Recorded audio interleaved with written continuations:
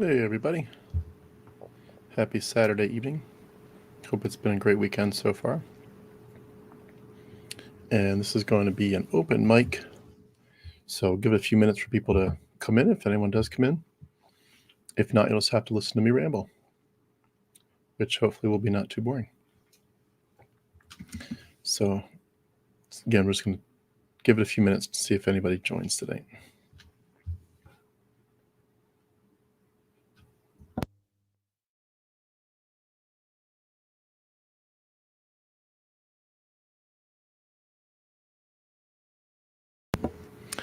I usually don't drink coffee late at night, but I was feeling a little bit tired today or tonight, so I made myself a little coffee. Hopefully it tastes good. I'm not very good at making my coffee taste good. So that's why I usually go with tea, because I can make tea. Tea doesn't take much. It's just a little bit of honey or something, a little bit of lemon, and it tastes good. But I can't seem to get my coffee to be quite like the professionals make it. Okay, I'm just going to give it a few minutes, see who comes in here, and then we'll get started.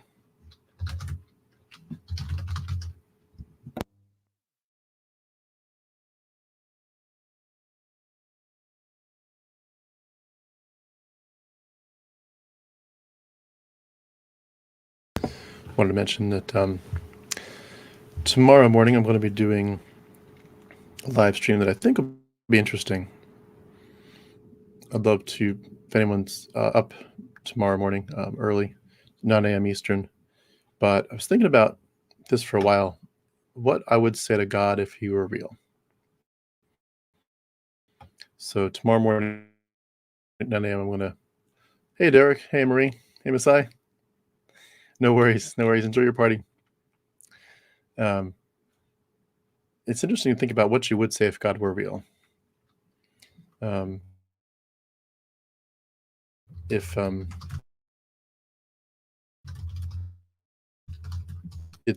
so interesting to think that it's the dynamic of that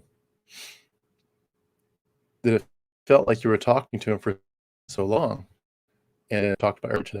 And my camera just went out there. Sorry about that. You know, when you're talking to God for so long, and then you realize he's not there, and that live stream was earlier today, so I'd recommend you, if anyone is interested in that. It was about just why Jesus and Yahweh felt so real to us. Hey, Miss Big Up, midnight. Wow, you're up late. Basically, if he were real now, like if you could say, well, I know he's not real now, but if he were real, what would I say to him, or it, or her, them, if it was polytheistic? Like, what would I say to that God or those gods? So anyway, interesting thought. Think about it. If you want to jump in tomorrow morning, feel free. But anyway, so tonight's is going to be an open mic. Again, I'm going to do a little chit chat here myself, but if anyone is interested in jumping in and kind of sharing for 5-7 minutes of what's on your mind, what you're thinking about, feel free. I'd love to have you on and just kind of have a few minutes to get to know people. Feel free to introduce yourself if no one really knows you. Just give a quick, won't be like an interview, 2-hour interview, but give a quick overview of who you are and what you are thinking about, and we'd love to get to know you. But until someone jumps in, let me actually do this. Let me get that. This is the link here. Should have had that in earlier. That's the link if anybody's interested in jumping in. Apologies for not having that earlier. So wanted to, while I'm waiting for someone to jump in, if anyone does it. If no one does, it's fine. I'll just chat for a little bit. We keep it short. I know I didn't give people too much heads up for this. I'm thinking about doing it possibly on a regular basis so that people do have a heads up, like maybe every Saturday night or something. We'll see. I might do it one time and then a different time frame, just in case the first time frame doesn't end up having many people. But I wanted to, while I'm waiting for someone to jump in, I thought I'd just give you a quick overview of what I'm doing with YouTube and kind of how it's going. It's going pretty good. I would say I'm encouraged about some of the changes I'm making. I think they're not really changes. They're just, adding in some variety and some flavor to it. But I think it's going to end up hitting a lot more people in different ways, because I think a lot of people are probably looking more for community where they can chat, they can talk, they can even come on the camera for a minute. And, it's just nice to be able to meet people and get to know them a little bit. So, and just a few quick ground rules here. I see someone just popped in, but just a few quick ground rules. If there's anybody that's coming on to propound Christianity's benefits, you'll be escorted out very quickly. Anyone that wants to tell us the fullest said in his heart there's no God, feel free to go to a different chat. But as long as you know what this channel's about, if you're safe for this channel, you'll be allowed to stay. If you're not safe, we'll go into the next person. But anyway, I'm going to add someone here named Robert, and we'll see what Robert has to say. Hey, Tim. How are you? Yeah. Hey, call me Bob. It might be a little noisy. I've got the chickens out. They like. Oh my goodness. Jump. Yeah, they like to do. I'll quiet.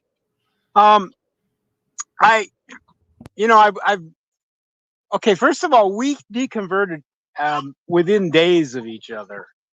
Wow. You said the end of September. I was like the second week of October. So, and I fantasize about, boy, I'd like to go on and talk to him, but my story wouldn't merit. It would be, you could do it as a short, maybe. But. Well, I have a lot of questions. I've had people say that before, and I have one. Yeah, lady, that's true. Yeah, that's true. She said she couldn't do more than an hour, and after 2.5 hours, she said I think we've just barely scratched the surface. Yeah, you're a good interviewer because it brings it out.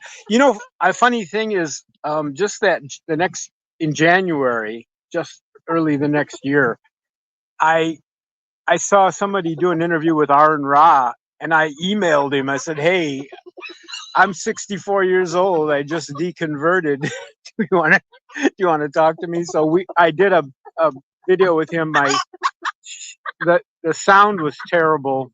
I didn't have a smartphone. Well, I did have a smartphone. I didn't know I could use it, but my sound was real low, and but it was fun, and I send people to it. I'm backlit. Sorry. Let me go. Yeah. Well, that's really cool. That's better. Okay. Well, if I could just say this, because it's probably something I could say to other people too. One of the things I'd recommend is if you do feel like you've got a story to tell, take some time to kind of chart it out. Get the timeline, but also get some high points. One of the things it's interesting is even if you wouldn't say that you had a when you were a Christian, everyone was like, tell us your big testimony. And some people just didn't have one. It was just like, I just grew up as a Christian.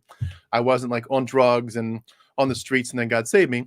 They felt like they didn't have much to say. Well, when you get to the point of sharing your deconversion story, one of the things you could do if there aren't like many high points in the timeline is you can really hone in on the idea of like what was on your mind, like what was going on inside your mind. And I really recommend people do two things when they're preparing for an interview. Number one is tell your time, like get your timeline listed, but then also go back and give me like 5 to 10 points. I don't mean give me, but put in your notes 5 to 10 bullet points of things that are just like really, really intense turning points for you philosophically. So like this, what I mean, and you literally can you change your vocal the way you say it in the interview, where you might say something like, and so I realized, for the first time in my life, I was stuck in a system of control that was focused on patriarchy. Or I realized for the first time I was worshiping a psychopathic deity and I didn't even know where it came from. And so it's like, imagine like a YouTube short where it's like 60 seconds or less. Get something that's real, like it'll preach almost, like get something that's tight and you can punch it hard. And also when you speak it, it's awesome when you learn to be a storyteller. And I'm not saying I'm great at it, I'm just saying I'm learning. But learn to change your voice where at a certain point you get people's attention and you hold it like this. You say, and so Tim, something happened. Everything was going great with my relationship with the Lord. And then you know what? Something happened. And let me tell you what it was. And you just hold it. You're like, what happened? And it's things like that where the silence can be golden. And it's amazing how it works where you end up learning to, in doing your story, you learn to be a storyteller. My relationship with God was going great, and just hold it. People like, I know what's coming, but I still want to hear it. It's amazing. But if you prepare for it, I'd love to hear your story sometime. Well, the sun is going on down behind me, and I'm trying to. Okay. Are you on a The farm? thing is, I just wanted to say, huh? Is Well, it a it's an farm? old farmhouse.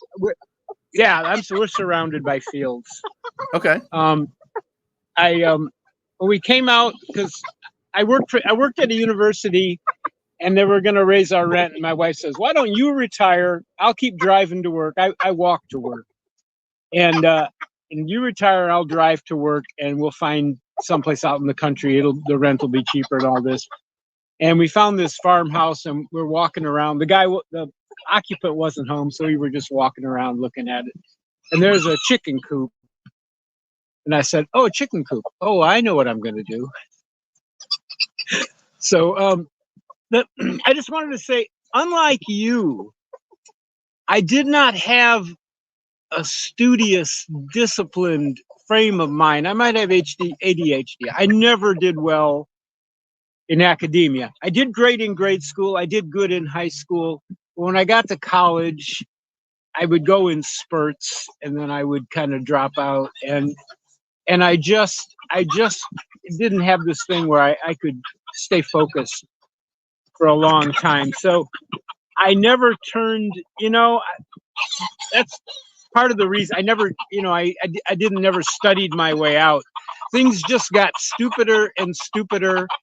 And I was emotionally checked out. I was PMO. Have you heard PMO from the Jehovah's Witnesses? Yeah. Mm-hmm.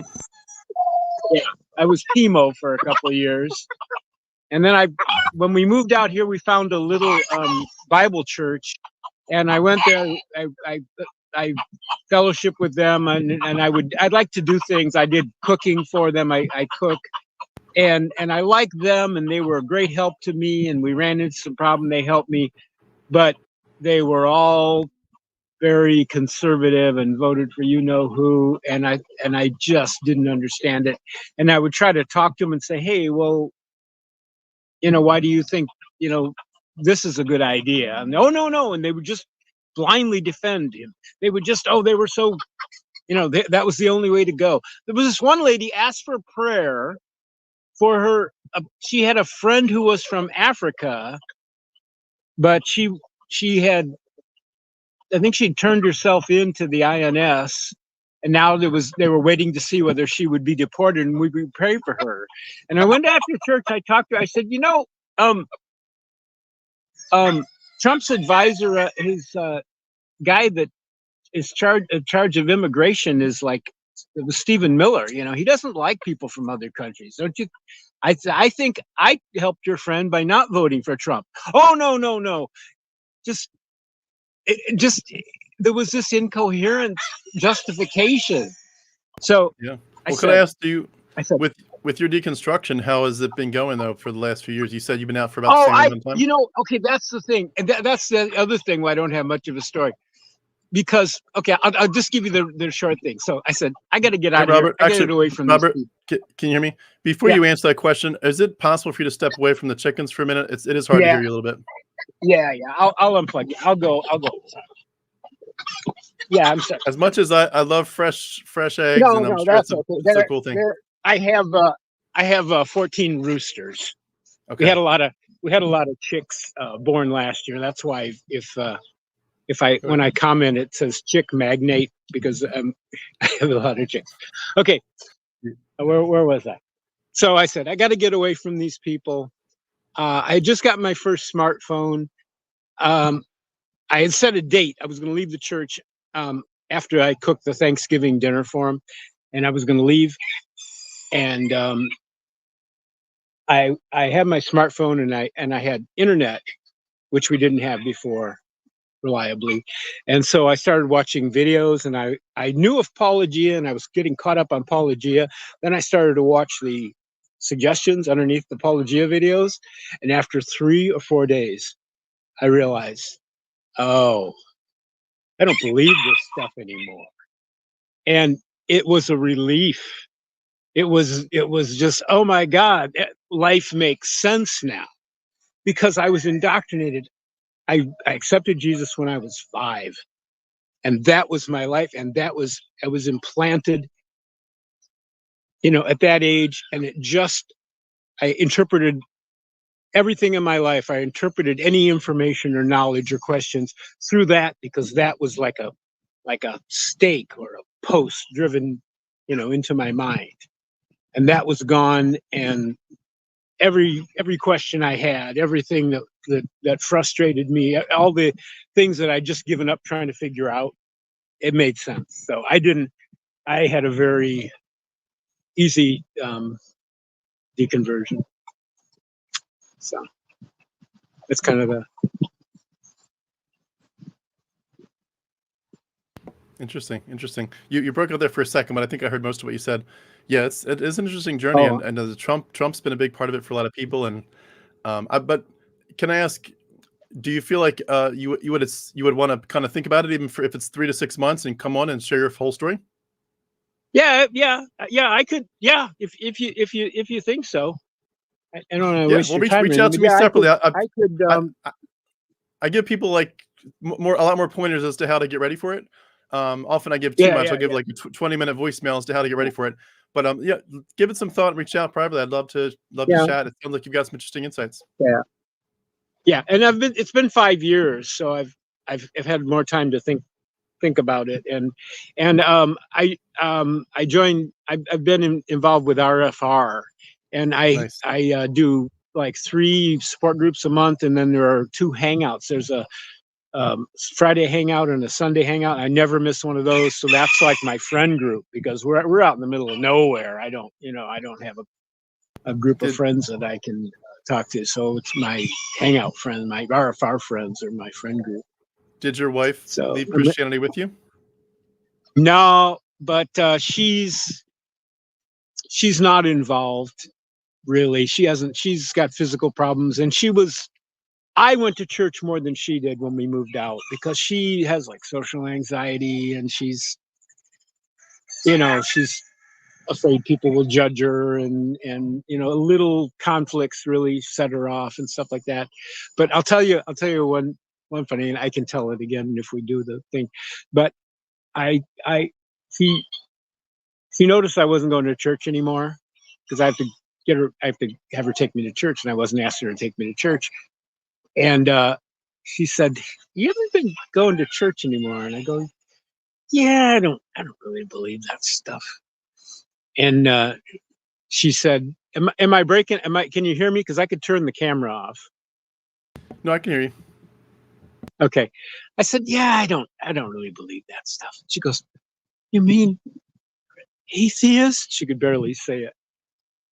I go, "I don't know. Dirty Yeah, word. I guess, yeah." And then she said, and then she thought about it. She said, "You don't like difficult, uncomfortable situations. You would never join the military." I said, "Oh, hell no, I wouldn't do that. I would hate that." She goes, "Well, how are you going to deal with hell?" And I said, "By not going, because it's not real." What, I didn't know how to answer. So, yeah, I like that. I like that story. It's amazing. Yeah, well, I'd love to hear more about your private, conversations, if you're able to, ask your wife, I guess, for permission to talk about it more in that interview. I'd love to kind of hear, or if she wants to come on too and share her story too. But I do hope y'all can keep the conversation going, because that's the ideal, is to be able to have that civility and kindness, even if you land in different places. So I'm glad you all stuck together through it so far. Oh yeah, we get actually. It's better. We're much more friendly. I'm, for some reason there's less conflict. It's just part of it is it's like, this is it. This is all we got until one of us goes, and then it's over. So don't waste time by getting into stupid arguments about things. So yeah, exactly. Life is short. Hug your babies. Absolutely. Well, thank you so much, Robert. It's good to see you. And please keep in touch. Oh, yeah, I will. Thanks so much. Bye-bye. Hey, Carmine. Tim, how are you? Good. How you doing? I'm good. I'm actually the one that's been emailing you for a couple of years now. Okay. Interview. I used to be a street preacher. Okay. So yeah, I deconverted 2017. And Matt Dillahunty said something to me that, you know, I'm just reaching out looking for things while I was still a street preacher back then. I could tell you the bigger story, but long story short, my whole thing when I was preaching, I would tell people this. I would say, do you want to know what's true or do you want to be right? And so when I would talk to people, that was my whole key to them, is I believed, of course, that I had the truth in me. And I would tell people why I had the truth in me and give an account, give my testimony and tell why God is great and wonderful and what Jesus did and why we're sinners. And that most people weren't Christians, of course, because they profess him with their lips, but their hearts were far from him. So this was, you know, when I have a long story, but I'll tell you. So 2016, I was a street preacher down in Washington, D.C. at the Atheist Reason rally. Didn't know who Aaron Ra was back then. I was with a group of people. I used to carry a 3-tier banner, so I would have different messages on the banner. Had the whole get up my big bullhorn. And basically they had asked me, the crew came up to me and said, hey, we'd like to interview you for a documentary. So they interviewed me, asked me some questions. And then this is while I was a theist, and they were making a documentary called Godless. So I got the contact information. The guy's name is Michael Langer. And then in 2017, I was having some issues with marriage and divorce, believe it or not. So when I was street preaching, I didn't really know what to tell people in a sense, because Matthew 18, I believe it is, there is a leeway. If somebody had like adultery, then you have, you know, you're out for divorce. But the bigger angst to me was, what is marriage? Because even still to this day, I couldn't tell you, because it seems like it's just whatever people want to say that marriage is. Is it when you guys have sex? Is it when you say you love each other? Whatever. So this was the boggle to me, that I was taking a step back from preaching. And I said, well, I'm going to study all the manuscripts. I'm going to make sure that when I talk to people on the street, I can tell you for a fact, because looking at the Greek and the Hebrew, knowing which manuscripts were the correct ones, how they came to about, what the right ones are, which Bible you should be looking at, throw away the rest. So that was my goal, of course. A lot of atheist stories is the further they dig to get more truth, the more you uncover that this is basically nonsense and a fairy tale or a story. And like you said earlier today, of course, this literally could have been a play and copied, and let's make some changes here. We like this version better. So you said that today. I never heard that before earlier. And I thought that was great as well.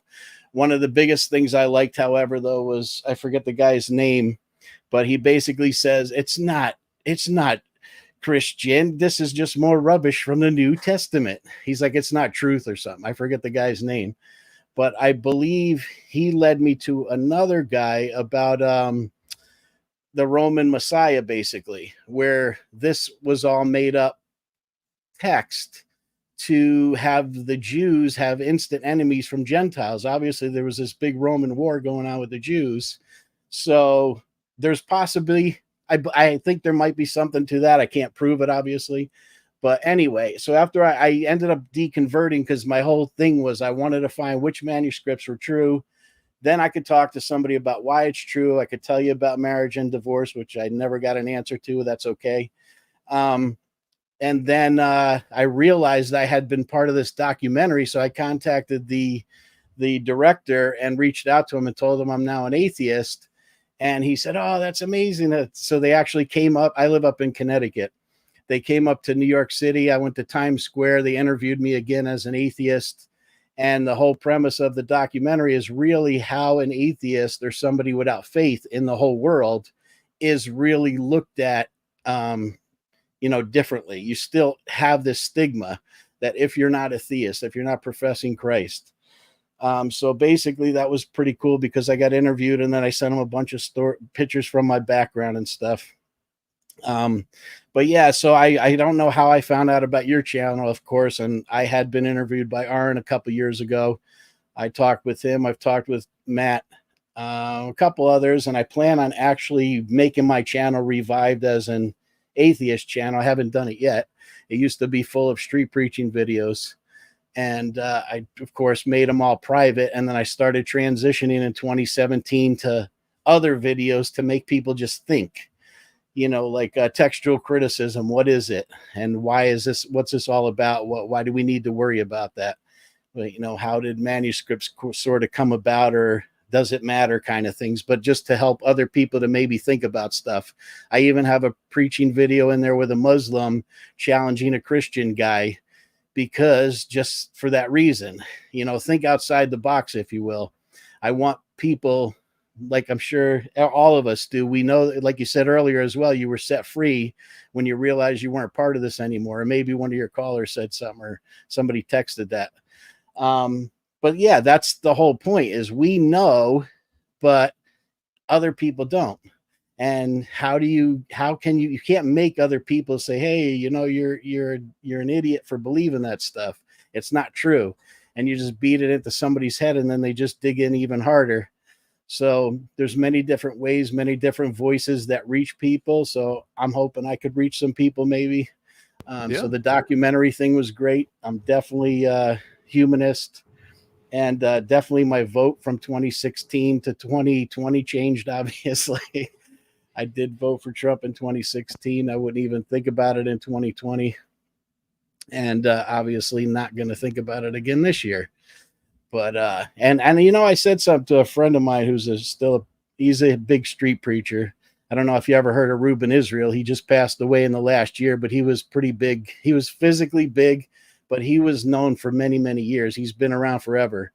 But another friend of mine who's a big street preacher name guy, I told him, I said, back when I was a theist, I said, and 2 Timothy says that the last days will be just like in the coming of the days of Noah, eating and drinking, marrying, giving into marriage. And then the flood came and took them all away.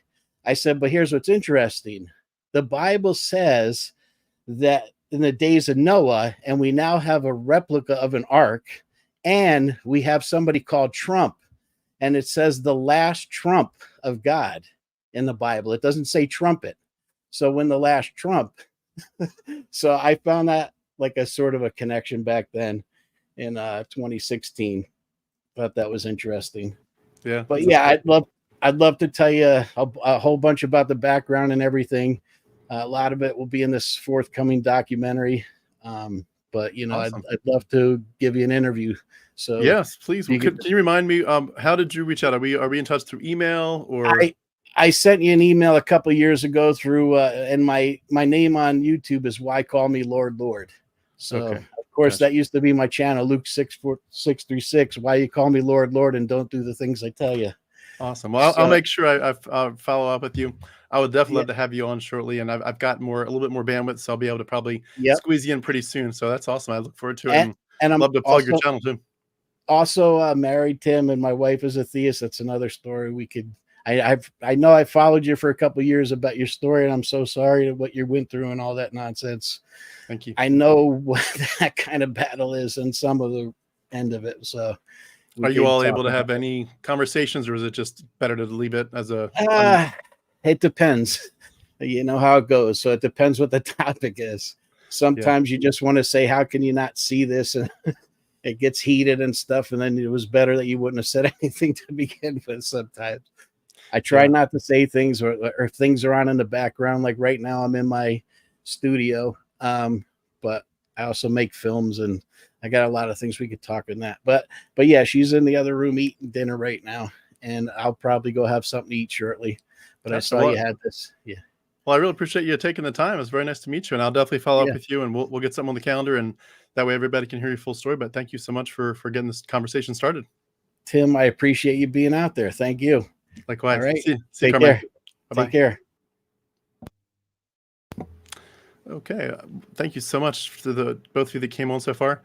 While I'm waiting to see if anyone else wants to jump in here, I did want to respond to a question from Betsy. Betsy says, hi, Tim, I'm a deconstructing Christian.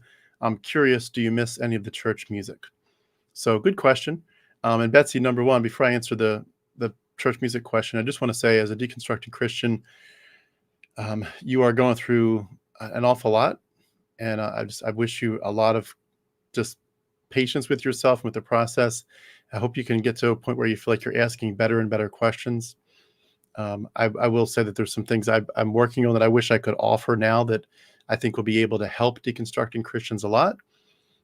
If I can find a way to just move the needle forward on a couple projects, I do intend to do that very thing where it's just like you'll be able to watch a few videos, almost like a little class, but it'll be like videos and there'll be Google Documents available too that kind of can track with and download. But something that's very basic, it's very free, just easy to pick up and share with anybody. But something where you're just like, oh my gosh, there's so much here I didn't know, and you just learn it very fast, and you get to a point where it's kind of self-contained, and it's going to be its own entity, but it's also going to help you ask better questions so you can kind of splinter off and go into different topics that you want to. But there's a lot. The rabbit hole goes deep. Some people in your shoes will end up reconstructing, so to speak, where they feel like they do have some kind of God left behind when it's all said and done. Other people, it's more like in flux. It's like, I don't know. I'm just not sure. I don't need to say. I don't need to have an answer. I'm comfortable with the in between. I'm comfortable not knowing. And other people, obviously, like myself, end up leaving completely. It's your journey. We all wish you well in it, and we wish you peace. And you don't have to look like us. You don't have to be an atheist. But obviously, the biggest thing for us is that you feel like you can live in a way that's at peace with what you know, and also to leave behind any bad ideas. So we really wish you well in your journey. The question you asked too is, do I miss any of the church music? I will say a couple things about that. And I probably could say more if I'd thought about it more than 10 seconds. But for the most part, I would say no. I don't miss the church music. I know people have said there's specific kinds of music that they really miss, like gospel music or what have you. That doesn't appeal to me per se. I think what does appeal to me is that there were certain worship songs that were very healing. And there's one in particular, and I hate to suggest a Christian video, but I'm going to just put this up there just because for reference. But I'm going to put one up that I think would be a good example of what I would say if I missed one, what I would say I missed. So this is one by someone named Jen Johnson. It's called "You're Gonna Be Okay." And again, you may want to watch that in incognito so it doesn't start suggesting Christian. You do it in incognito mode so you don't start getting Christian songs suggested in your algorithm. But you're going to be okay. Now that is not very theologically deep at all. I mean, that's like, it's not even theologically deep in any way. It's just simply like this sense of like, you're going to be okay. God's going to take care of you.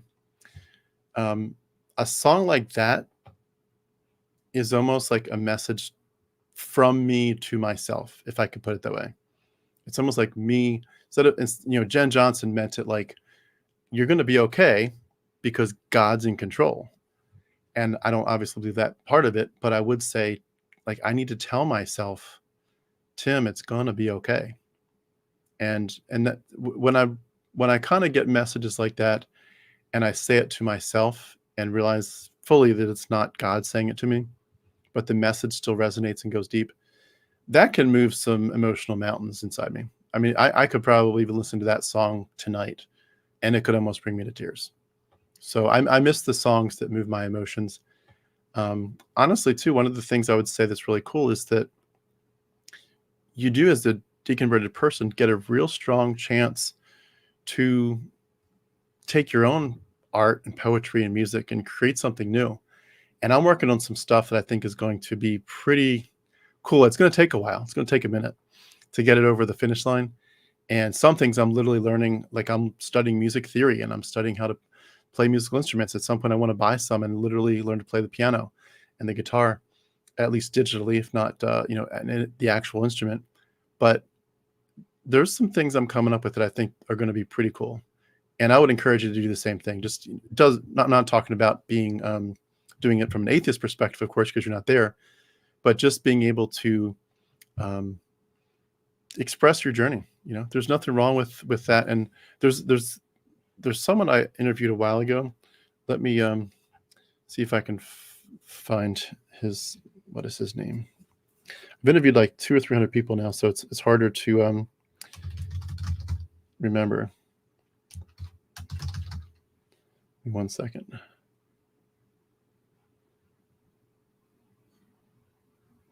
I forget.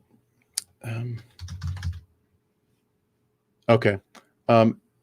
It's called, I'll just put the link in so you don't have to look it up. But it's I Won't Do It Anymore. And it's with Forrest Clay. But at the end of that, I believe he does a song. And you could also look up his own channel. Let's see here. Let me put his channel in. Give me 1 second.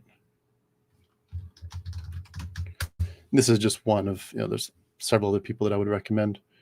But Forrest Clay is a good example of somebody that is taking his journey and putting it lyrically. And it doesn't mean that you have to land as a Christian, it just doesn't. This is a good one from his channel. So you can use that as a launching pad. But there's other ones I'll try to find too. But I would say that there's a big part of me that misses the emotional movement. There's no part of me that misses the mythology. So hope that answers your question. Feel free to jump in there next time if you want to. We can dive into it deeper. Looks like Ifolo, am I pronouncing your name right? Yes. Hi. Hi. Thank you so much for joining us today. Thank you. Yeah, I'm really happy you're doing lives where people can talk about, their changing beliefs and whatnot. Yeah. Well, I hope it takes off. Hope we can do it a lot more regularly. But where are you streaming in from? Right now in Minnesota. Okay. Nice. Yeah. I exited my party, so hopefully you can't hear any noise. I'm a huge introvert, so I just snuck out and feel much better out here. Right.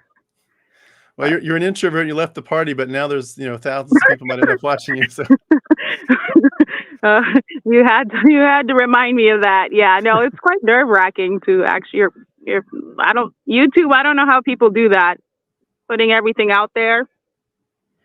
It takes a lot, and I'm working on 70 to 80 different YouTube channels, literally. So eventually, I have a lot more out there than I do now. So it's crazy. But anyway, tell us more about yourself. What's your journey like? It's a relatively new one. It kind of started with reading a psych book, called what was it called? Called what is it called? Running on Empty No More. Anyways, by Dr. Webb. It's just like a typical, probably psych book about how childhood is the cause of all of all adult ailments or whatnot. But I think because she described my situation so well, like my current adult situation, or whole life situation. So it was kind of the first time that I considered, like, okay, maybe there were some things in childhood that didn't set me up right, that kind of thing. So she talks about, and I don't know if this is off topic, but anyways, she talks about childhood emotional neglect in the book. And of course, I thought I had a very ideal childhood. So it was kind of confusing, but because she described kind of the effects of that, I started looking at things a little differently. And basically that's kind of where it started. And then that's kind of where the religion piece also came in. It's like, okay, I didn't actually have a choice about any of this from the very beginning. I have a very strong Christian background. So my grandparents were medical missionaries in Cameroon. Like I said, my parents are Christian school owners. My mom is extremely passionate, extremely zealous. Kind of related to your interview with Jamin, or however you say his name. Jamin, I can't remember. Caller. Jamie White. No. The guy who had Christian school parent owners in California. The guy with the 6 kids, you interviewed. Do you know who I'm talking about? I'm sure it'll come back to me in a second. But for some reason, I'm pulling a blank here. He's like a music guy too. I think he's a music guy. He's also writing books, but his parents own a Christian school in California, and he was, anyways. I related a little bit with his story. Okay. But yeah, it's kind of started out with, like I said, the psych book and realizing that, okay, I've kind of been low key depressed my entire life, and then I just started thinking like, okay, maybe some of these beliefs are holding me back, like the whole self-hatred beliefs. And it is confusing when there's other things in the mix as well, So it is confusing to know, well, maybe it's just the parents you grew up with. My mom is extremely, strong. She's extremely dogmatic. She's extremely, you know what I mean? So maybe it's the environment you grow up in. I was a victim of like childhood, abuse and stuff from close family members. So it's like, maybe it's that you're carrying a lot of shame. Yeah, I have one brother, like I said, I think I've said these in chats, but he married a man in 2019 that's been miserable. I was, like I said all this in chats, but I was the only one who attended, and I was crying the whole time, which was really awkward because I like to disappear in the background, but I couldn't help it. Like it was so kind of traumatic for me. And he looked at me once, my brother, and he was like, he was like, do I disgust you or something like that? Or he made, some comment like that. And it was surreal because, the words he was like, their vows or whatever, whatever he was saying was like really deep and really meaningful and really like something I wish I had in my relationships, but I've never had, right? Like any kind of intimacy period. I've been pretty flatline like my whole life. So it's like it was so beautiful, but it seemed so really wrong. And I knew it was like just destroying family. And anyways, I digress. But but that's one of the things is like, he wanted to take the kids and I on vacation to Orlando this last month. And my kids are now getting to the age, of course, where they, are finding out what what this means. And, and it's like, no, there's no way I can say that my brother is leading a sinful lifestyle and think it's not going to affect how they're treating him or how they see him or how they, and this is a guy that, I called last week and was like, hey, I need a few hundred, can you send me some money? And he did, like, without even, before I finished my sentence, kind of thing. Like, this is the guy that is very sweet. He's, always been very sweet. But it's like, yeah, how do you tell someone that, no, this is really, really, really, really sinful? He's doing, you know what I mean? Like he is, there's that too. That's kind of, problematic, but it really started with me reading a psych book and realizing maybe some of the issues I have right now are related to multiple things. And I think a lot of my religious beliefs might be making my self-hatred worse, or like not helping in any case, because you strive, you never feel good enough. And I guess the last thing I'll say, because I feel like Well, you saying, hold on, can I clarify one thing? When you said the word sinful, were you referring to that's what your Christian family would say about your brother? I mean, I think that's what the Bible would say. Right, but you wouldn't agree with that. Is that what you're saying? Correct. I'm saying that in the last couple months, I've been kind of rejecting the religion, but it is confusing where to land, like, okay. I don't know. Like, I think it is weird that, guys marry guys. I think it is weird. But because that's what I've been, I don't know. That's what I know. I definitely don't want to turn the live stream into a topical one on that topic, but I do want to just say, I definitely would encourage you to be as kind and gracious as you can be. It sounds like it was great that you went to the wedding, and I think that's a great gesture, even if you're not sure where you land. But I think it's important.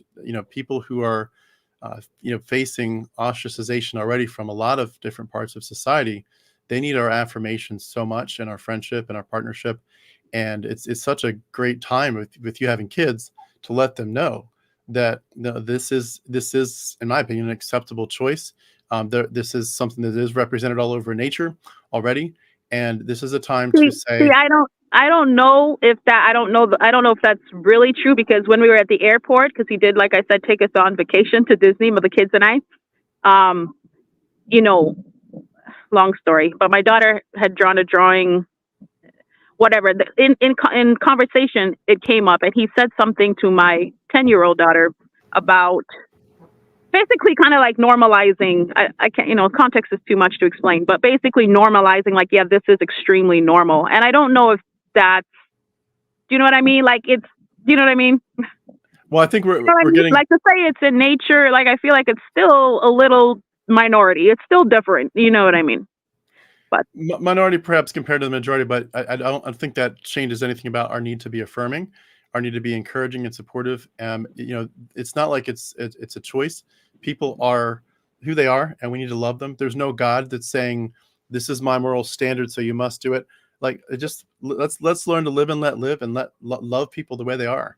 As long as people are consenting and not hurting people, there's not much more that needs to be said. We love people the way they are, and people are going through hell admitting to themselves who they are. And honestly, as much as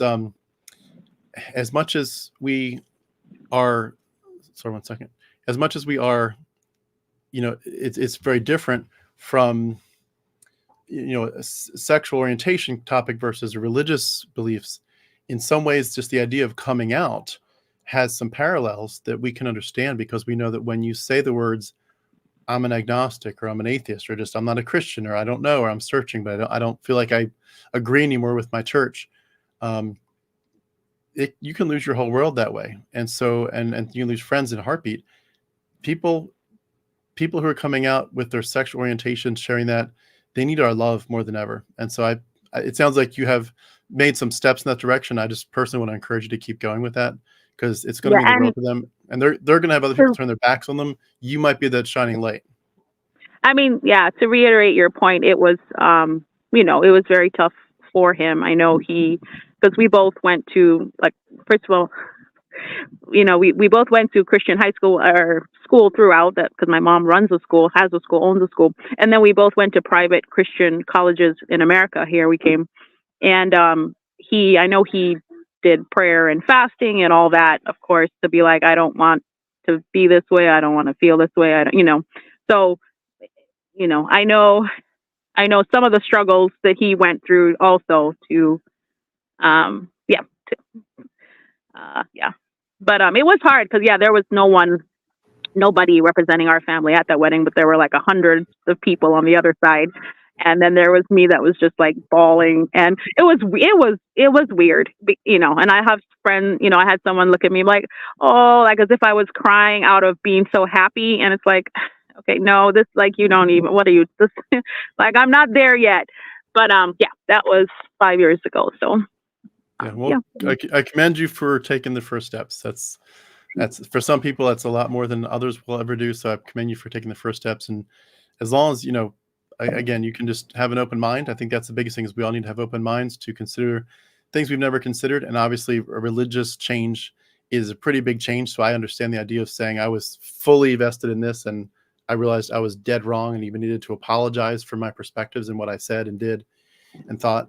And so, I think that's awesome. But in terms of just going back to your particular story before you drop, could I ask, where are you with theism? Have you come more to agnosticism, to atheism, or are you just not sure? I just wanted to remind you too that some of your audience is literally just starting this.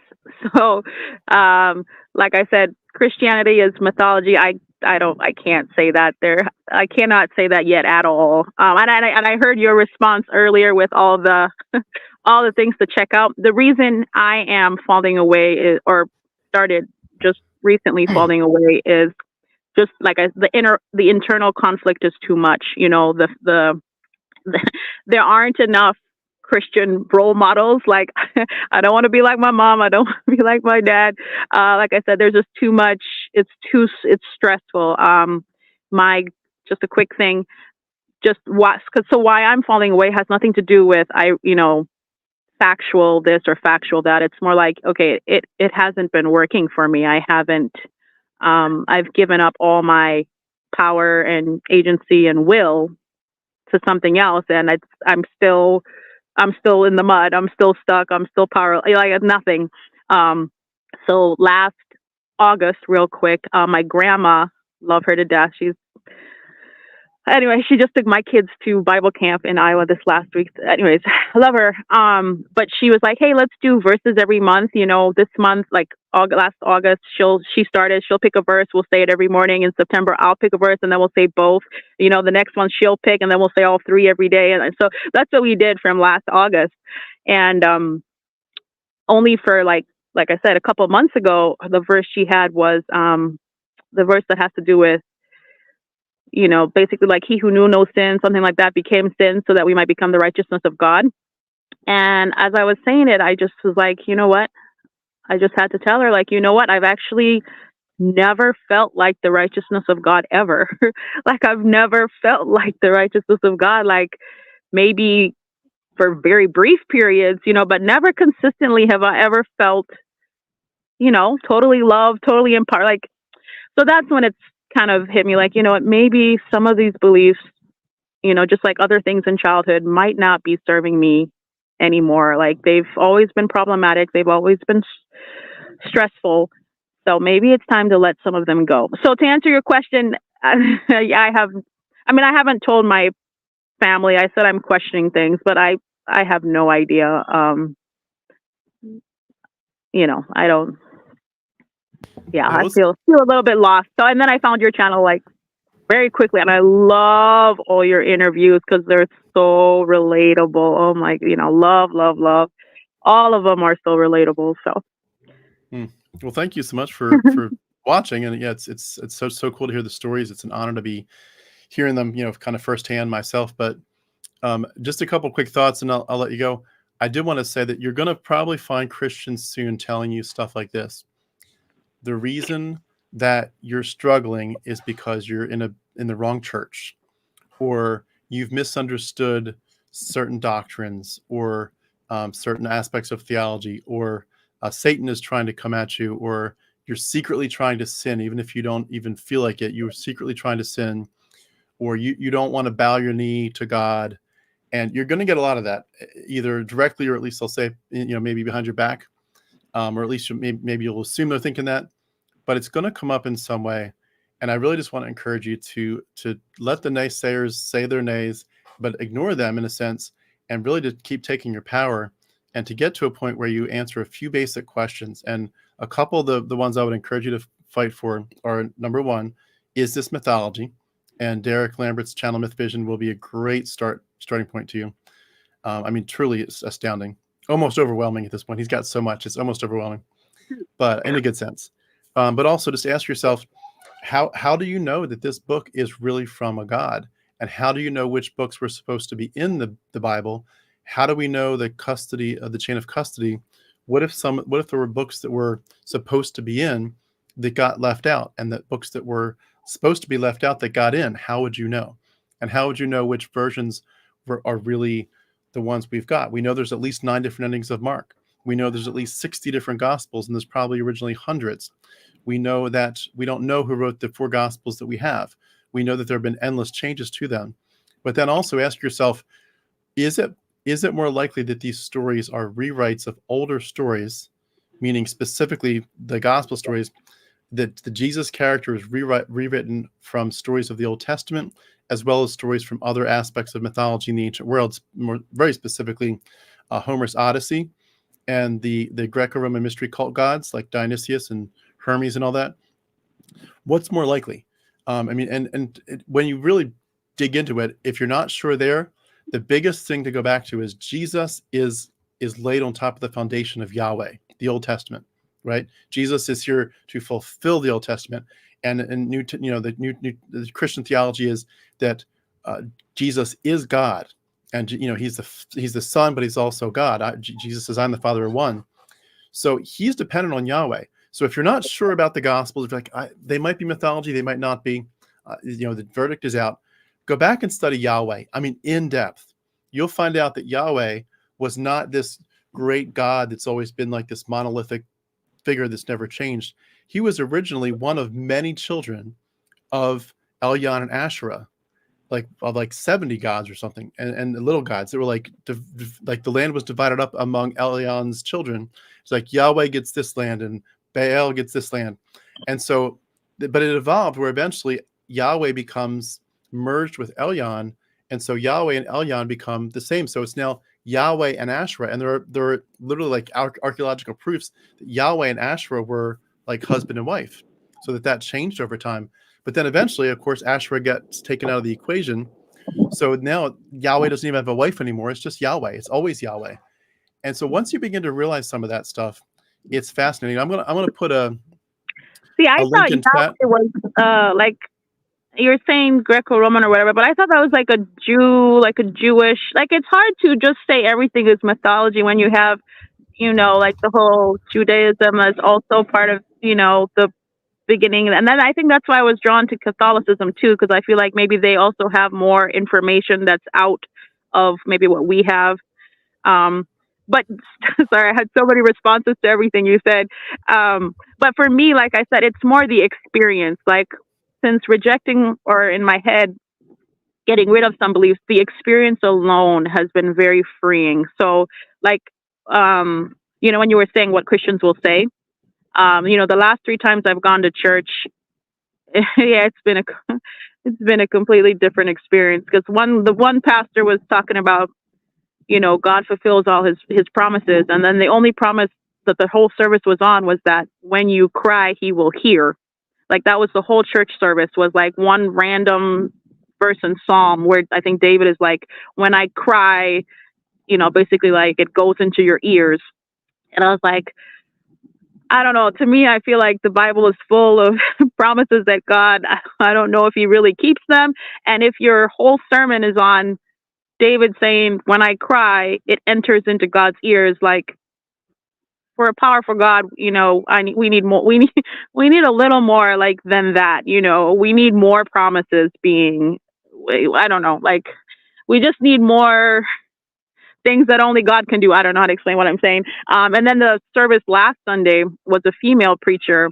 But everything she said could have been like said from outside of church. Do you know what I mean? It was on trials, perspective, potential, but a lot of it has to do with like modern psych. If you hear kind of the advice, basically like, like she inserted all that sit with your emotion stuff. I don't think any of that is in the Bible. You know what I mean? It's very, anyway. So yeah, I do listen to things differently now. But for me, I will look into your because I took note of everything you responded to with like all the different numerology. It's funny because my mom is really into numerology, but like I said, in a supportive way, like it backs up everything. Like my mom is numbers.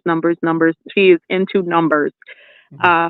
She wakes up at, oh my gosh, she wakes up at a certain time and looks at the clock and it's like whatever number it's she's like, she does numbers in the Bible too, but not in the way you're saying, in a way to, not in a anti-proof way, in a proof way. Anyways.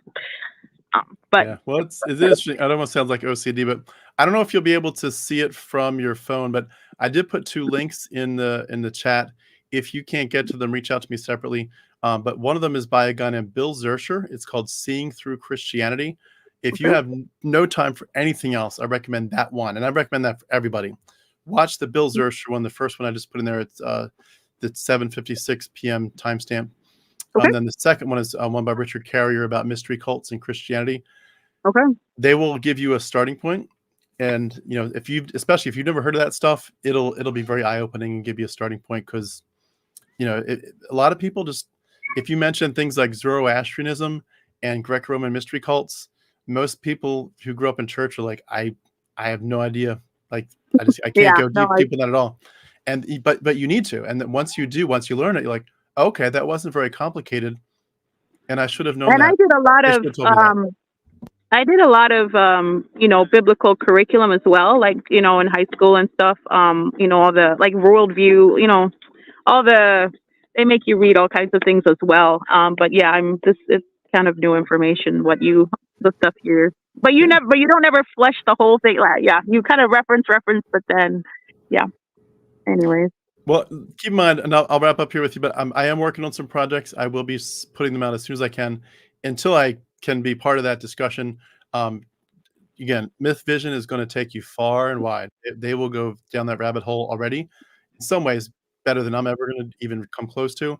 Derek's doing a knockout job. Get connected with that channel in terms of watching his stuff. And some of it's even old stuff. You don't have to look for the new stuff.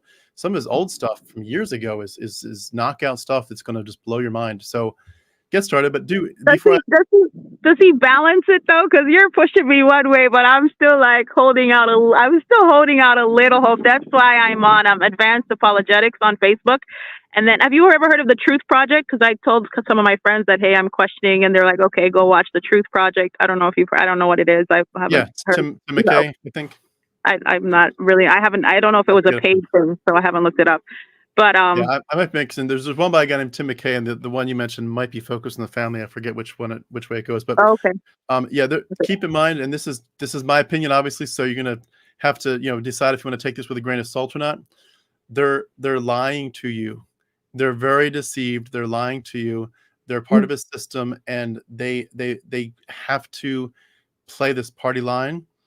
Some of them know that they're lying. Some of them don't. Some of them are just part of a system. But in my opinion, they're all telling you falsehoods, and they're giving you a fraction of a fraction of a fraction of the information. Sure, go to the apologist sites if you're going to go there. But when you say, is Derek and Myth Vision, are they going to balance it out? And am I going to balance it out? If you're saying, are we going to say Christianity is mythology, but that God, Yahweh, and Jesus might be real? Absolutely not. If that's the balance you're looking for, we're not going to go there. What we are going to say is this whole thing is man-made, and the balance is not can we find some way to hold on to Yahweh and Jesus. The balance is you've been lied to for all this time. The truth is it's time to reclaim your identity. Which side do you want? Do you want to take the blue pill or the red pill, basically? And the balance is not necessarily in trying to keep Christianity alive. The best thing for your future might be to admit Christianity is garbage, and it's been hurting you, and it's full of lies. And people have told you just the minuscule amount of what you need to know to make an informed decision. And I'm saying that as someone who I memorized thousands of verses. That's the only reason I watch you is because you sound very, and all your interviews, they all sound that, yeah, we know, we've been in it very deep, so that's why I watch you. Yeah. Yeah. Well, can you do this? Keep in touch, even if it's, now and again. I'd love to hear how your journey goes. Let us know. And especially if you get to a point where you could confidently say, yeah, I can see that Christianity really is mythology. If you get to that point and you can say the Yahweh and Jesus are not real, then yeah, I'd love to at some point hear your story, because but keep in touch in the meantime, and certainly keep jumping into the live streams. We'll keep the chat going. But thank you so much for jumping in today. I really appreciate it. Thank you so much. Good to talk to you. Same to you. Have a good weekend. All right. Well, thank you so much. That was an interesting one. You never know what you're going to get in terms of live streams, of course, and this is kind of new to me, so I appreciate y'all kind of letting me feel out how we're going to do this. I'm going to come up with some rules too to keep out, no cussing, not getting too political, stay on target, don't try to convert people. This needs to be a safe platform. No homophobia, of course. We need to make sure that this is a safe platform for people to watch and not feel threatened or to feel like they're being triggered. But anyway, appreciate everyone that called in so far. I don't see anyone jumping in again, so since we're at an hour, I'll wrap this up in a second. I just want to read through the comments real quick and see if there's anything that I've missed that I should respond to. And if anyone is just joining or joining in the last few minutes, there are a few links I put in the channel that I would recommend. One of them was a worship song. Someone asked for an example, or my thoughts on worship music, and I gave an example. But the other two that I gave more recently, I would recommend those links a lot. For Bill Zercher, Seeing Through Christianity, and Richard Carrier about the Greco-Roman mystery cults. See, Allworthy, Betsy, she says, yes, Betsy, at times I do. I've come to feel like it's pretty much like singing Here Comes Santa Claus. I know Santa isn't real, but I still enjoy singing the songs. Yeah, that's a good point. I mean, we're still going to appreciate Christmas trees and Christmas sentiments. It's part of our blood. It's part of our mindset. You can't just drop it. And I think that's an interesting topic. Maybe we'll bring it back up around Christmas time. But, how do you deal with Christmas? And there are people that are going to respond by saying, I want nothing to do with anything related to Christianity. I kind of get that, but I also, I appreciate some aspects of, I don't necessarily want to hear the words like our Lord is born in Bethlehem, but the melodies, they're, when you've listened to the melodies for 40 years, they're home, And so it's hard. All Our Worthy goes on and says, the difference though is I miss the worship aspect and now can't authentically sing them that way. Yeah, that's a good point. Very good point. It's hard. You just can't be yourself. You know that it's not real. Let's see here. Miss Big Up says, I felt that way too at first when I deconstructed from Christianity and religion only 8 months or so now. I now cannot bear listening to them. Yeah. Yeah, there's some times you just have to step away for a while. You might come back to it. I mean, it's kind of like the Bible itself. I'm in the Bible all the time. I study it. I memorize it still. I'm looking at verses every day. I'm reading books about it. But, that's just because of what I do. But there's a time to just say, I got to get away from this stuff. And it's too triggering. You come back to what you want to, or what's useful. I don't know that worship music is ever going to be that useful. But, if we're going to get involved in deconstructing the Bible, you're going to have to be in the Bible. And that can be triggering to people. So, pick your battles and the timing. See when it's right. And if it's not, come back to it later. But I agree with that.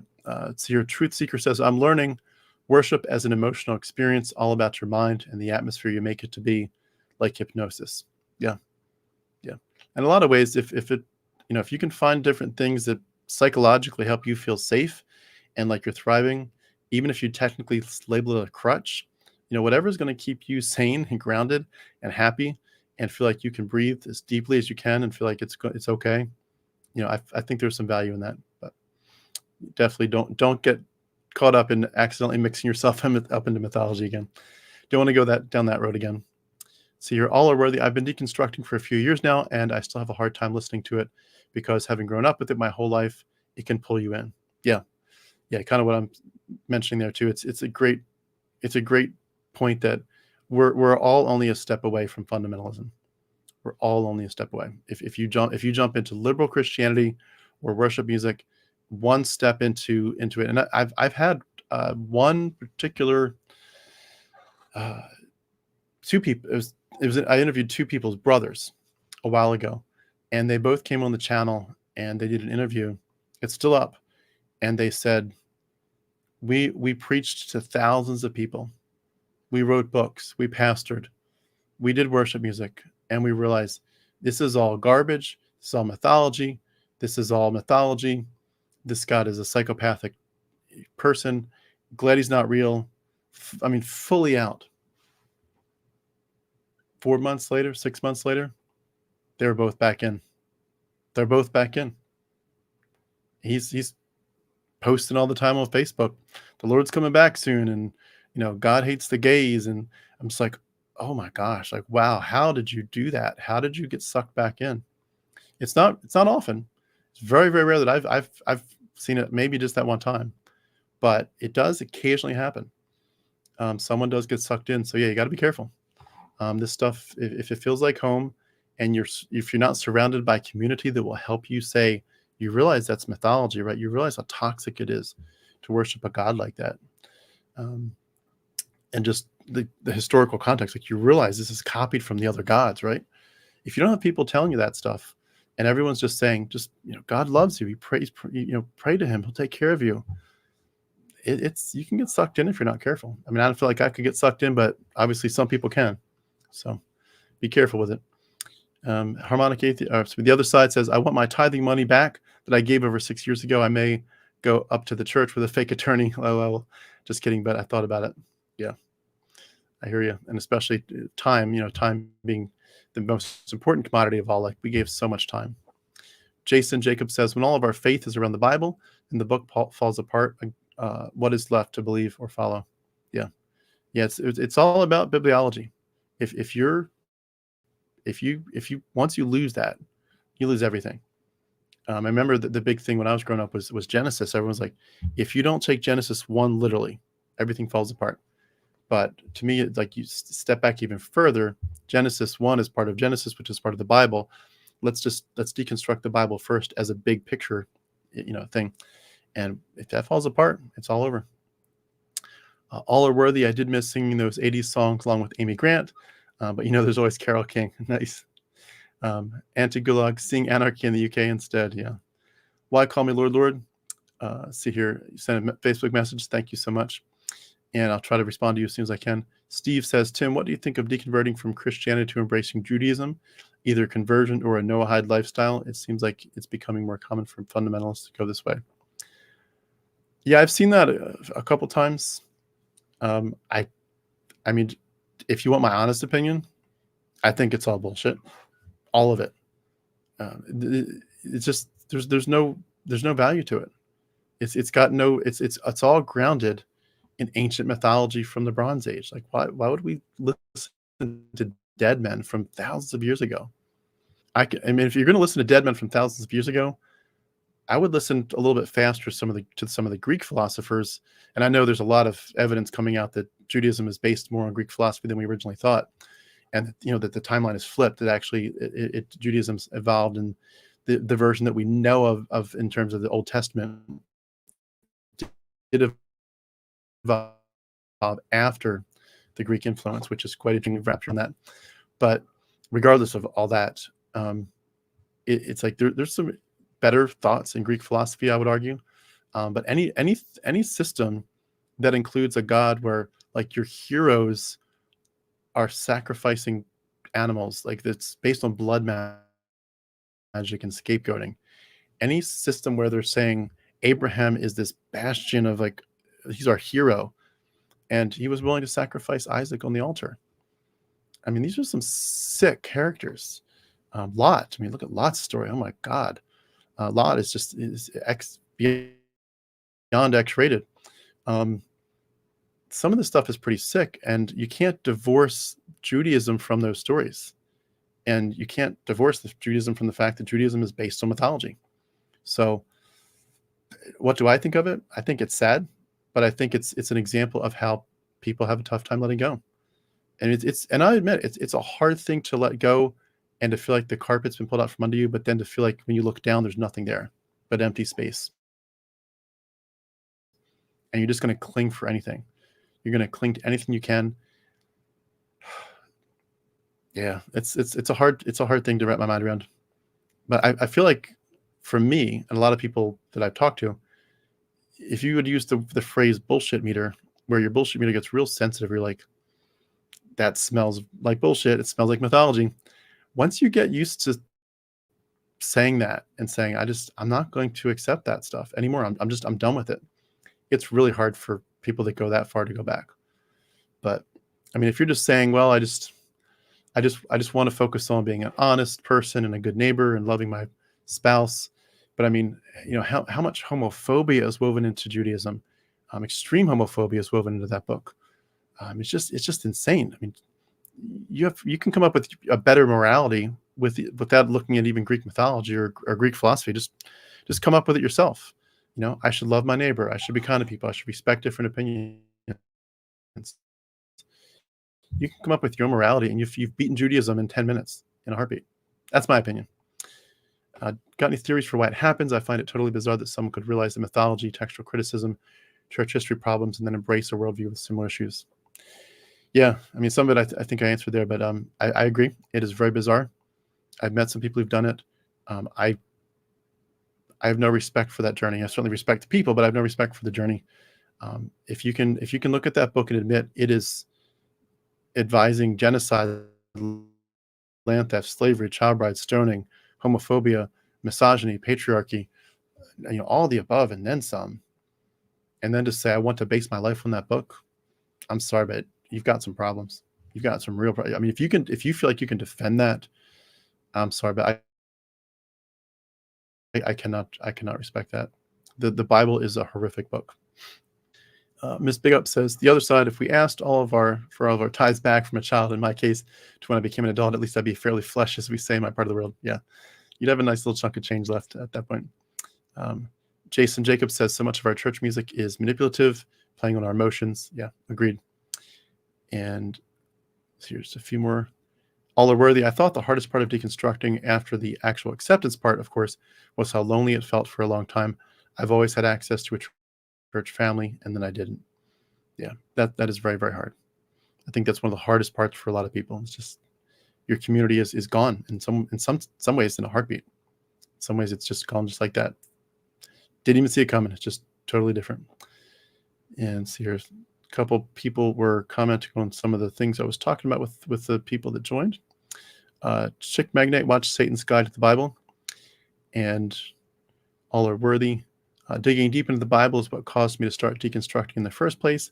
I started studying the Bible and not just reading it. Yeah.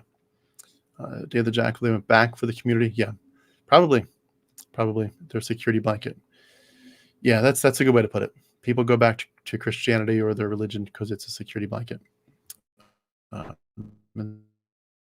the community that's going to come along with that. All are worthy. Thank you so much for the super sticker. Really appreciate that. Appreciate your support. I think it's going to come back on here. There we go. Oraculum Hammer. This is a political question. Is your rightly humanity hijacked the... That's a good question. I would say I'm probably not able to answer that off the top of my head. But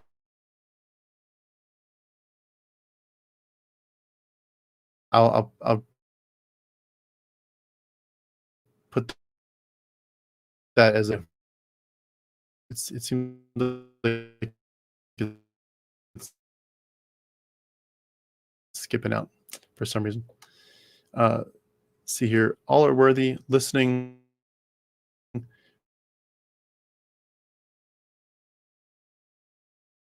I going out to you all, or is that just my side? Steve says, thank you so much, all are worthy. I really for having the thoughts you're having. I really hope this channel does continue that dynamic for sure. Steve says, Tim, have you not taught about Eastern Christianity, resulting in big gaps in knowledge about church history? I have studied it a little bit, more like enough to say I've a little knowledge is a dangerous thing, kind of little. I studied it a little bit more, basically just because I was completely ignorant of it for a long time. And when I found out that even existed, I was like, how can I have been in church and around Christians for decades, and I've never heard of the Eastern Orthodox Church at all? I had no idea of what they did and what their churches looked like and their culture. And I was just like shocked. There's Christian. Few quick last comments, Tim, we'll wrap up. Steve says it's not in church history. All are worthy. Listening to you, I meant as well others like Derek Lambert and Christy Burke. Yes, those are great people to be watching. A lot of other great people. Amazing. Love his stuff too. A lot of good work going on. A lot of good work. And hopefully that is watching going on. If the YouTube channels for atheists grow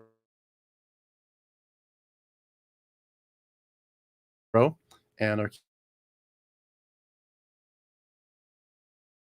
community grows, that'll be a good thing in the culture. So let's do it. Of that, that experience is sort of ideal, where you get to a point where the reality is that I've kind of internally moved on. It kind of reminds me of a relationship where, like, if you by the way, for some reason on my side, my camera is going in and out.